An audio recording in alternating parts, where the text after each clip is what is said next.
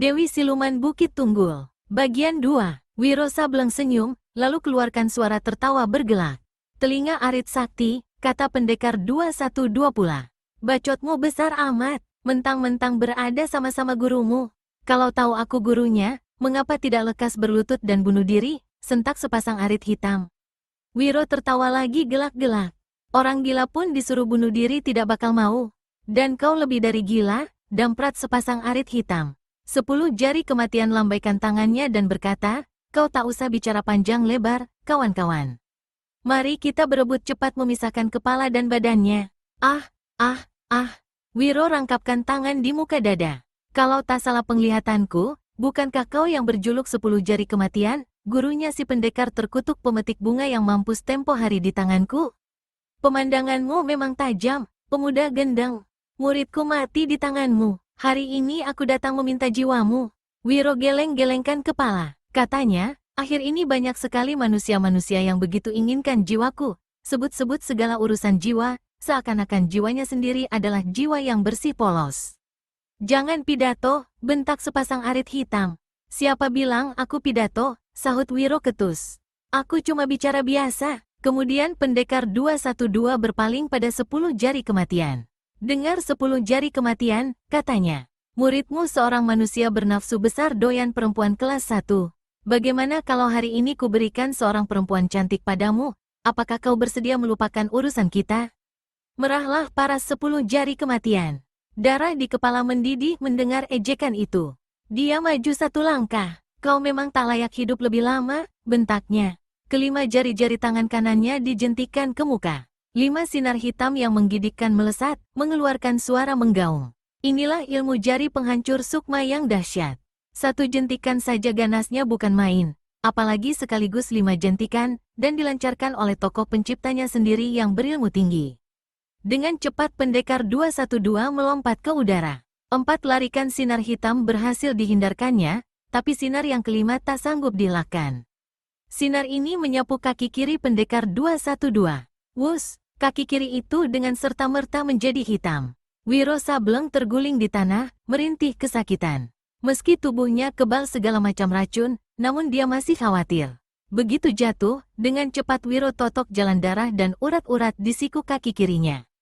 Dengan terpincang-pincang, pendekar 212 bangkit berdiri. Di saat itu, si telinga Arit Sakti dan sepasang arit hitam memburu dengan senjata di tangan, sedang 10 jari kematian melompat sebat menjambak rambut gondrong Wiro Sableng, siap untuk memuntir kepala pendekar itu. Dengan berteriak nyaring, Wiro gerakkan tangan kanan untuk cabut kapak maut naga geni 212. Tapi si telinga Arit Sakti yang tahu gelagat segera tendang tangan kanan Wiro Sableng. Kraakek, patahlah lengan pendekar 212. Tubuhnya terhempas ke tanah. 3 buah arit, masing-masing 2 di tangan sepasang arit hitam dan 1 di tangan si telinga Arit Sakti, menderu siap untuk membuat tubuh Wiro Sableng menjadi terkutung 4, sedang jambakan 10 jari kematian akan menanggalkan kepalanya dari badan. Wiro Sableng hendak lepaskan pukulan sinar matahari. Tapi sudah terlambat, sudah tak ada kesempatan lagi. Tamatlah riwayatku, keluh pendekar ini. Dipejamkannya kedua matanya menanti saat kematian itu. Hanya beberapa detik lagi tubuh sang pendekar akan terkutung 4 di babat 3 buah arit sakti. Hanya beberapa detik lagi kepalanya akan tanggal di puntir, maka terdengarlah teriak lantang menggeledek. Setiap nyawa manusia di Pulau Madura ini adalah milik Dewi Siluman. Kalian tak berhak merampas jiwa pemuda itu, kecuali kalau mau ikut-ikutan mampus. Terkejutlah si telinga Arit Sakti, sepasang arit hitam, dan 10 jari kematian. 4 sosok tubuh berkelebat. Perlahan-lahan Wiro Sableng buka kedua matanya yang tadi dipejamkan. Dan hampir tak dapat dipercaya pemandangan matanya sendiri saat itu. Betapa tidak, 4 pendatang baru ini adalah gadis-gadis cantik berpakaian biru. Leher mereka digantungi tengkorak manusia yang besarnya sekepalan tangan. Meski tampang mereka cantik-cantik, tapi membayangkan kebengisan. Dugaan Wiro Sableng, pastilah mereka ini orang-orangnya Dewi Siluman dari Bukit Tunggul. Sehabis melemparkan bola yang meletuskan asap hitam dan tebal itu, si nenek keriput cepat berguling dan lari meninggalkan jalan kecil. Dimasukinya rimba belantara, kemudian menyeruak di antara semak belukar lebat. Dari luar, semak belukar ini tiada beda dengan semak-semak yang lebat di sekitar tempat itu.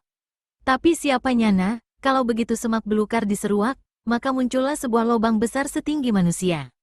Si nenek menyelusup memasuki lubang itu dan terus berlari. Meski penerangan dalam lubang itu tidak begitu terang, namun karena sudah terlalu sering melewatinya, si nenek sudah sangat hafal liku-likunya, maka dia lari dengan sebat tanpa kurangi kecepatannya.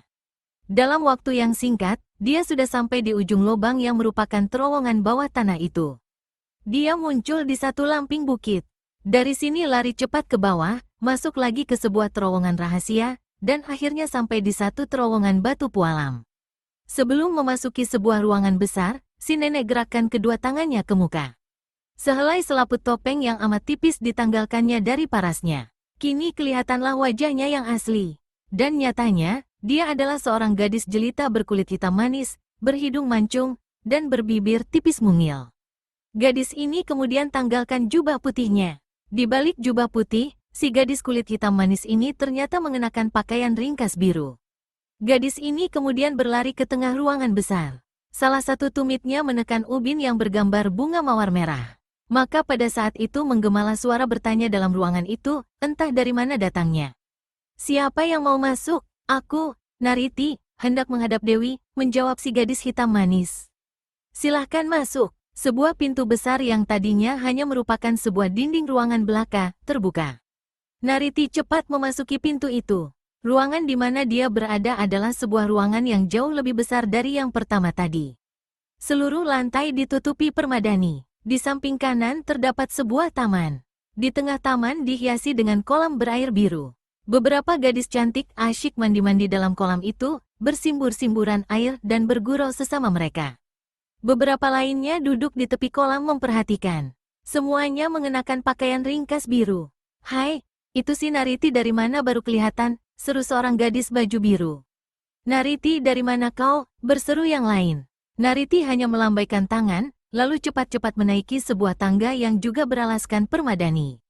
Di bagian atas terdapat 3 buah pintu yang dijaga oleh 3 orang gadis berpakaian biru. "Kemani, aku mau bertemu dengan Dewi," berkata Nariti pada salah seorang gadis-gadis itu. "Ada keperluan apakah?" "Tak usah tanya, katakan di mana Dewi saat ini, cepat. Ini penting sekali." Melihat keseriusan pada wajah Nariti, maka Kemani segera menjawab, "Dewi berada di anjungan ketiga." Mendengar itu, maka Nariti segera memasuki pintu di samping kanannya. Pintu ini membawanya ke sebuah lorong yang kemudian menghubunginya dengan sebuah pintu biru yang tertutup.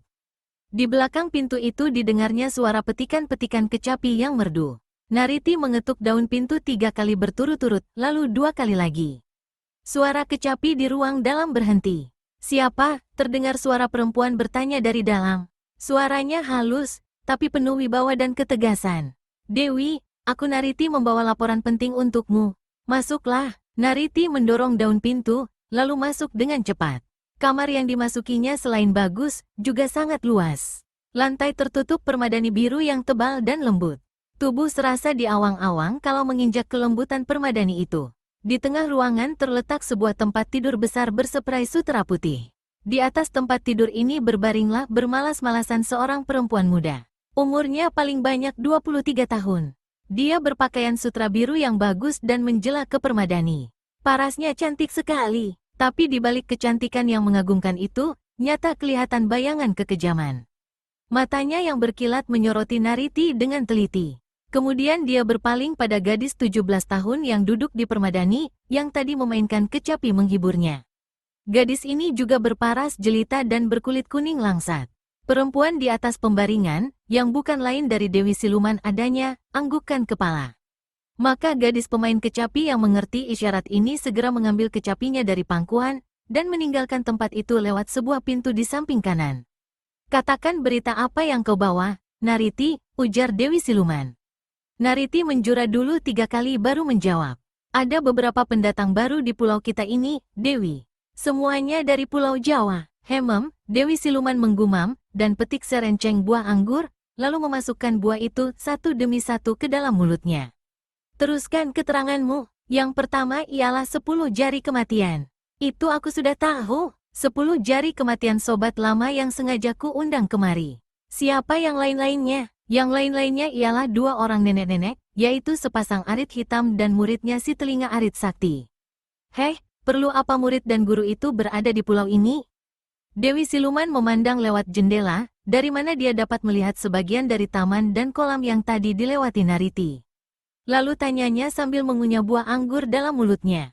Apa masih ada pendatang yang lain? Ada, Dewi, seorang pemuda sakti. Sepasang alis mata yang hitam dan bagus dari Dewi Siluman naik ke atas. Gerak-geriknya yang mencurigakan membuat aku menguntitnya selama 2 hari. Ternyata dia tengah mencari keterangan di mana letak tempat kita ini. Begitu, menurutmu apakah dia membawa maksud baik atau jahat? Tanya Dewi Siluman. Pasti maksud jahat, Dewi. Kalau begitu dia mencari jalan ke akhirat, kata Dewi Siluman pula sambil lemparkan tangkai anggur keluar jendela. Tapi terangkan dulu segala sesuatunya tentang dia. Hampir di setiap tempat dia menanyakan pada penduduk di mana letak Bukit Tunggul, di mana letak sarang kita. Kurang ajar, istanaku disebut sarang, maki Dewi Siluman. Teruskan, Nariti, tapi penduduk tak satu pun mau beri keterangan. Meski demikian, karena jelas pemuda ini sangat berbahaya bagi kita, maka dengan menyamarku nantikan dia di jalan kecil di tepi hutan. Sengaja aku duduk di tengah jalan menghalanginya untuk mencari sengketa. Kemudian terjadi pertempuran antara kami. Tapi nyatanya dia sakti sekali dan bukan tandinganku. Aku hampir saja dimakan totokannya, kalau tidak lekas melemparkan bola asap hitam. Dewi Siluman merenung sejenak. Nariti adalah pembantunya yang memiliki ilmu tinggi.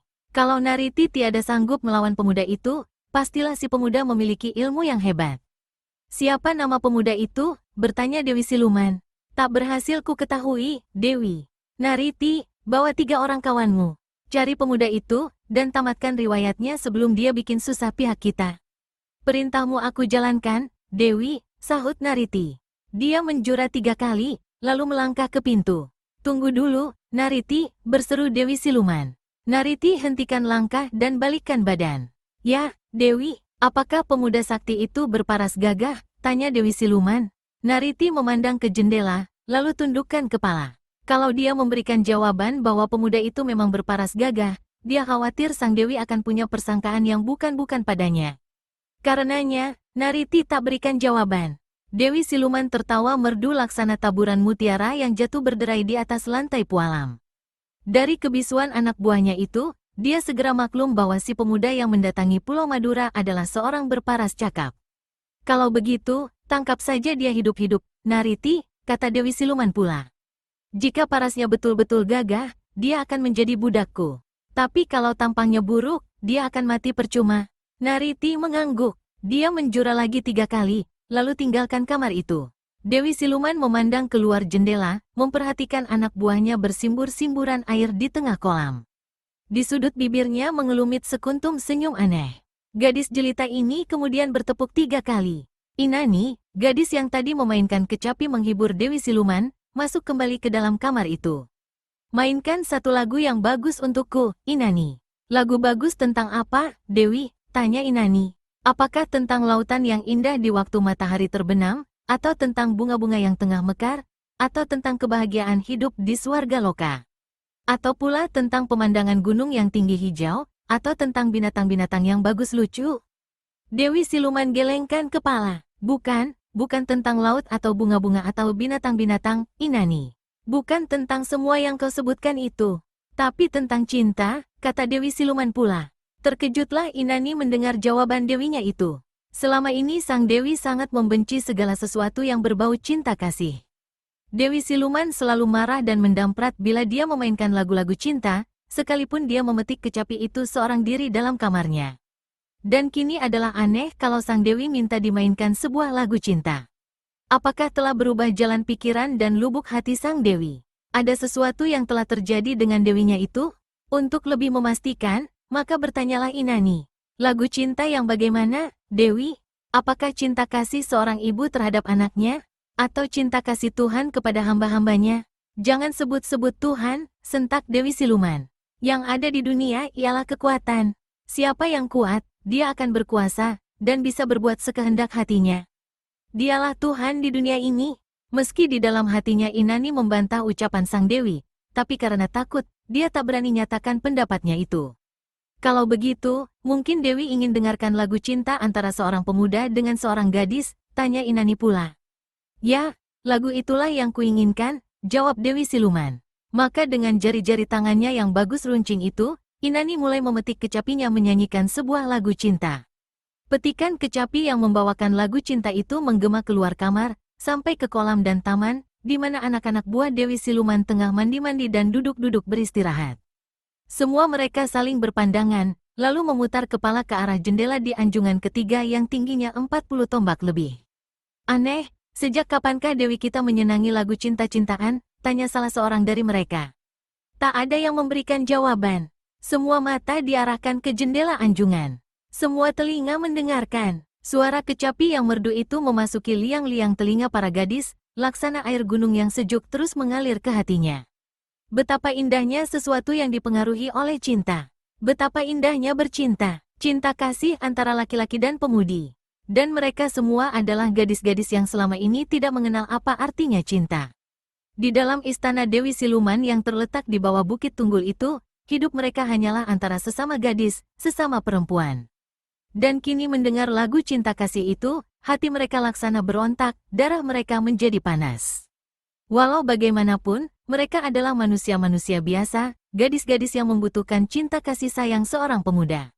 Gadis-gadis yang selama ini hidup di alam suasana tertekan, dipaksakan untuk tidak mengenal cinta.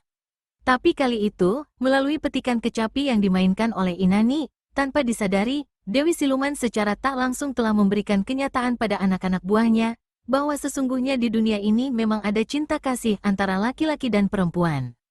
Melalui petikan kecapi itu, Dewi Siluman membuat anak-anak buahnya menjadi sadar bahwa mereka semua adalah makhluk-makhluk hidup, manusia-manusia, gadis-gadis yang membutuhkan kasih seorang laki-laki, membutuhkan peluk dekap dan ciuman mesra seorang pemuda. Lagu itu belum lagi sampai ke ujungnya. Tiba-tiba saja petikan kecapi berhenti, dan gadis-gadis yang di kolam serta di taman melihat tubuh Dewi Siluman muncul di ambang jendela. "Kalian mendengarkan apakah?" bentak Dewi Siluman marah. Suaranya menggetarkan seluruh istana. "Semua masuk ke kamar masing-masing. Jangan kalian berani memikirkan kehidupan dunia yang bukan-bukan. Siapa yang tak dengar perintah akan menerima hukuman berat." Penuh ketakutan, maka gadis-gadis itu segera tinggalkan kolam dan taman. Sementara itu, Nariti dan 3 orang kawannya dengan cepat meninggalkan istana Dewi Siluman. Mereka mengambil jalan memotong, yaitu melewati lorong-lorong di bawah bukit dan lamping gunung. Ketika Nariti dan 3 kawan-kawan itu sampai ke jalan kecil di tempat mana dia tadi bertempur dengan pendekar 212 Wiro Sableng, maka pada saat itu mereka melihat bagaimana pemuda itu terhampar di tanah. 3 manusia berebut cepat untuk mengirimnya ke akhirat. Yang 2 membacokkan senjata berbentuk arit, sedang yang ketiga hendak memuntir dan menanggalkan kepala pemuda itu dari tubuhnya. Dengan serta-merta Nariti berteriak, "Setiap nyawa manusia di Pulau Madura ini adalah milik Dewi Siluman. Kalian tak berhak merampas jiwa pemuda itu, kecuali kalau mau ikut-ikutan mampus." Terkejutlah si telinga arit sakti, sepasang arit hitam, dan 10 jari kematian. Pada saat itu, 4 bayangan biru melompat ke hadapan mereka. Keempatnya ternyata gadis-gadis berparas cantik. Wiro sendiri yang tadi pejamkan mata menunggu detik kematiannya, kali ini membuka kedua matanya itu, dan menjadi heran melihat kemunculan 4 gadis itu. Merekalah orang-orangnya Dewi Siluman. Gadis-gadis cantik begini macam? Sungguh tak dapat dipercaya. Gadis-gadis begitu jelita bisa membuat kejahatan main bunuh di mana-mana. Membunuh manusia-manusia tak berdosa, termasuk anak-anak dan orang-orang tua tak berdaya. 10 jari kematian lepaskan kepala Wiro Sableng yang barusan hendak dipuntirnya itu. Sepasang arit hitam dan si telinga arit sakti batalkan bacokan arit mereka. Dengan kertakan rahang penuh geram, 10 jari kematian membentak. "Gadis-gadis baju biru, kalian siapakah yang berani lancang ikut campur urusan orang lain?" Nariti mendengus. "Orang tua jelek, jangan jual omong besar di hadapanku. Serahkan pemuda rambut gondrong itu, dan kalian bertiga ikut kami." 10 jari kematian tertawa dingin. "Gadis jelita, meski kau seorang bidadari dari kahyangan, jangan kira aku yang tua ini berbelas kasihan untuk tidak merusak kecantikanmu itu." "Jangan banyak bacot," bentak Nariti. Marahlah 10 jari kematian. Tangan kanannya diangkat ke atas. "Kau mau keluarkan ilmu jari penghancur sukma? Silahkan teruskan," mengejek Nariti. Terkejutlah 10 jari kematian melihat si gadis mengetahui ilmu kesaktian yang hendak dilepaskannya. "Gadis, sebaiknya lekas beritahu siapa kalian. Kalau tidak, kau berempat akan mampus percuma. Keempat gadis itu tertawa bergelak. Nariti buka mulut. Dasar orang tua pikun, masih tak tahu siapa kami. 8 penjuru angin dunia persilatan mulai beberapa waktu yang lalu adalah di bawah kekuasaan Dewi Siluman. Oh, jadi kalian adalah orang-orangnya Dewi Siluman? Tanya sepasang arit hitam. Sudah tahu kenapa berlagak pikun? Sentak salah seorang kawan Nariti. 10 jari kematian batuk-batuk. Untung kalian lekas beritahu siapa kalian, katanya. Kalau tidak, hampir saja aku salah turun tangan. Nariti sunggingkan senyum mengejek. Setelah tahu siapa kami, apakah kalian bertiga tidak mau turut apa yang kami katakan? 10 jari kematian batuk-batuk lagi. Sebetulnya kami masih belum jelas apakah yang kalian mau, ujarnya. Nariti menjawab, pemuda yang melingkar di tanah itu serahkan pada kami, dan kalian bertiga ikut ke istana Dewi Siluman. 10 jari kematian hela nafas panjang. Tak mungkin, katanya. Bakul kentut, apa yang tidak mungkin, bentak Nariti. Mendengar makian bakul kentut itu, Wiro Sableng terkejut. Dia ingat akan pertempurannya dengan si nenek muka keriput sebelumnya. Si nenek telah memakinya dengan ucapan itu. Apakah si nenek bukannya gadis jelita ini, pikir Wiro. Sementara itu, dia menunggu kesempatan yang sebaik-baiknya untuk melakukan sesuatu yang dirasakannya paling baik. Tak mungkin, mengulang 10 jari kematian. Pemuda bangsat ini punya hutang jiwa terhadapku. Dia telah membunuh muridku. Di samping itu, menimpali si telinga arit sakti. Antara aku dan dia terdapat dendam kesumat yang belum terselesaikan. Peduli dengan hutang nyawa, persetan dengan segala dendam kesumat. Apakah di Pulau Madura ini ada bangsa Kuaci yang berani menantang perintah Dewi Siluman dari Istana Bukit Tunggul? Marahlah sepasang arit hitam karena dirinya dicap bangsa Kuaci itu. Dia mendengus dan buka suara. Kau terlalu pongah mengumbar mulut seenaknya, mencap aku dan 2 kawanku manusia-manusia bangsa Kuaci. Kau kira dunia persilatan ini kau dan dewimu itukah yang menguasainya? Apa kau yang masih pitit hijau ini masih belum pernah mendengar nama gelarku, sepasang arit hitam? Belum pernah tahu gelar muridku, si telinga arit sakti? Juga memandang rendah pada 10 jari kematian yang merupakan tokoh ternama di rimba persilatan? Nariti tertawa panjang. Gelar kalian memang hebat-hebat, menyeramkan. Tapi bagi kami orang-orangnya Dewi Siluman, itu bukan apa-apa. Katakan saja, apakah kau bertiga bersedia ikut, atau mati di tempat ini sekarang juga? Sepasang arit hitam renggangkan kedua kaki. Matanya yang cuma satu menyorot marah. Namun dengan ilmu menyusupkan suara, 10 jari kematian segera memberi kisikan. Jangan teruskan niatmu, sepasang arit hitam. Gadis-gadis ini rata-rata berkepandaian tinggi. Meskipun kau sanggup kalahkan mereka, tapi kita tak bakal bisa keluar dari pulau ini dengan selamat. Kalau kau mau dicap manusia Kuaci mentah, biarlah.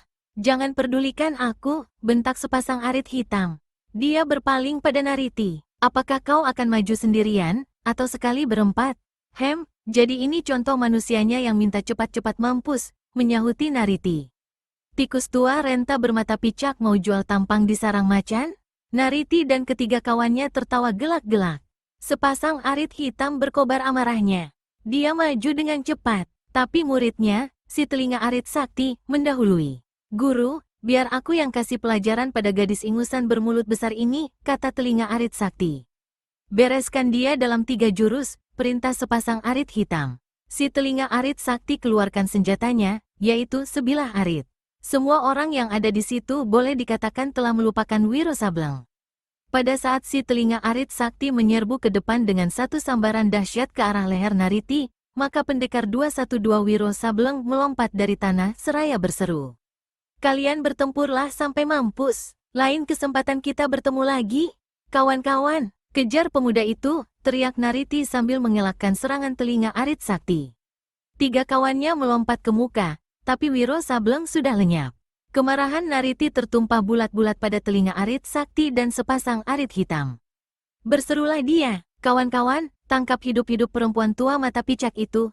Ketiga gadis yang tadi melompat mengejar Wiro berbalik, dan kini mengurung sepasang arit hitam. Bagus, kalian majulah sekali bertiga, biar cepat kumusnahkan, teriak sepasang arit hitam. Serentak dengan itu, dia keluarkan sepasang arit hitam yang memancarkan warna menggigitkan. Di lain pihak, 3 orang anak buah Dewi Siluman keluarkan 3 buah jala berbentuk aneh. Jala ini besarnya hanya segumpalan tangan, terbuat dari sutra halus berwarna biru. Ketiganya memencar mengurung sepasang arit hitam. Didahului dengan pekik yang dahsyat, sepasang arit hitam menyerbu dan bagaikan 6 serangan arit kepada 3 orang lawannya. Warna hitam dari kedua senjatanya menderu mengerikan. Memaklumi 2 buah arit di tangan lawan adalah senjata-senjata mustika sakti. 3 orang anak buah Dewi Siluman tiada berani membuat jurus adu kekuatan. Mereka menyurut beberapa langkah ke belakang. Begitu sepasang arit lewat, maka ketiganya menyerbu ke muka. Secepat kilat, tebarkan jala sutera biru. Sepasang arit hitam sewaktu melihat 3 tebaran warna biru menyungkupi bagian atas tubuhnya, dengan cepat merunduk, dan sepasang senjatanya kini menderu ke arah lengan-lengan 3 orang anak buah Dewi Siluman dari Bukit Tunggul. Tapi serangannya yang kedua ini kembali mengenai tempat kosong, karena dengan sebat 3 gadis baju biru tarik lengan serta jalannya untuk kemudian menyerang lagi dengan tebaran jala ke arah pinggang dan kaki sepasang arit hitam. Naiklah amarah sepasang arit hitam. 3 gadis anak buah Dewi Siluman itu ternyata tidak mudah baginya untuk merubuhkan. Dia melompat ke udara setinggi 4 tombak, dan babatkan arit di tangan kanan ke arah 3 buah jala, sedang arit di tangan kiri disapukan dengan ganas pada kepala ketiga gadis yang mengeroyoknya. 3 gadis melengking keras, tubuh mereka lenyap, dan tahu-tahu sepasang arit hitam merasakan bagaimana salah satu dari jala sutera lawan telah menjirat arit di tangan kanannya. Betapapun dia coba untuk menariknya dengan sekuat tenaga, namun tak berhasil. Dia terpaksa serahkan arit yang satu itu kepada lawan, untuk menyelamatkan lengannya dari sambaran 2 jala sutera lainnya. Ketiga gadis tertawa mengejek. Seorang di antara mereka berkata, "Inikah nenek-nenek sakti tokoh dunia persilatan terkenal yang bergelar sepasang arit hitam itu?" Wah, nyatanya tak lebih dari bangsa kurcaci saja. Bola mata kiri sepasang arit hitam kelihatan seperti berapi-api, sedang mata kanannya yang berlobang besar tampak tambah cekung menggigitkan. Perempuan tua ini pindahkan arit yang di tangan kirinya ke tangan kanan. "Gadis-gadis keparat, kenalkah kalian akan jurus lain?" 3 orang anak buah Dewi Siluman sunggingkan senyum mengejek. Tapi karena ingin tahu, mereka menunggu dan memperhatikan. Sepasang arit hitam berdiri dengan kaki merenggang. Tangan kiri diangkat tinggi-tinggi agak ke belakang kepala, sedang arit di tangan kanan diacungkan lurus-lurus ke muka. Kelihatannya acungan arit itu merupakan bulan-bulanan serangan yang empuk, namun jika seorang coba menyerang, maka secepat kilat tangan kiri akan memukul ke muka, arit berkiblat, dan kaki kiri menendang. Jika 3 serangan ini masih gagal, maka dengan menjejakkan kaki kanan ke bumi, sepasang arit hitam akan sanggup lancarkan serangan susulan yang lebih ganas dari yang pertama tadi. Karena memang tidak mengenali jurus apa yang bakal dikeluarkan si nenek, namun melihat sikap dan tampang si nenek yang demikian menggigitkan, 3 gadis itu diam-diam memaklumi bahwa lawan mereka hendak mengeluarkan satu jurus serangan yang dahsyat. Karenanya, ketiga gadis ini bersiap siaga. Bagi pihak mereka sendiri, jika lawan mereka itu salah-salah langkah dalam melancarkan serangan, akan segera pula menjadi mangsa mereka. Sementara itu, pertempuran antara Nariti dan si telinga arit sakti berjalan sangat seru. Telinga arit sakti kirimkan jurus-jurus yang mematikan. Aritnya yang putih mengeluarkan sinar bergulung-gulung melanda ke arah Nariti. Namun Nariti sendiri bukanlah seorang lawan jenis murahan. Tubuhnya hampir lenyap dari pemandangan, cuma bayangan warna biru pakaiannya saja yang kelihatan berkelebat kian kemari. Mendadak sontak terdengar pekik menggigitkan keluar dari mulut Nariti. Belum habis pekik itu, menyusul lengkingan si telinga arit sakti. Senjatanya kelihatan mental ke udara. Satu tangan menyambar senjata itu. Dan sekejap kemudian, arit putih itu menderu laksana kilat ke arah batang leher pemiliknya sendiri. "Tahan!" teriak 10 jari kematian yang menyaksikan bagaimana si telinga arit sakti tiada sanggup mengelakkan serangan maut itu. Tapi mana Nariti mau ambil peduli teriakan tokoh silat itu. Arit di tangannya terus menderu, dan crash, putuslah leher telinga arit sakti. Tubuh dan kepala terpisah. Darah menyembur mengerikan. Sepasang arit hitam pelototkan mata kirinya besar-besar sewaktu di hadapannya menggelinding kepala muridnya sendiri. Dari tenggorokannya keluar suara mengaum macam harimau lapar, dan sekejap kemudian, tubuhnya pun berkelebat ke muka, lancarkan satu jurus serangan yang sejak tadi disiapkannya, yaitu jurus 3 naga mengamuk di atas air laut.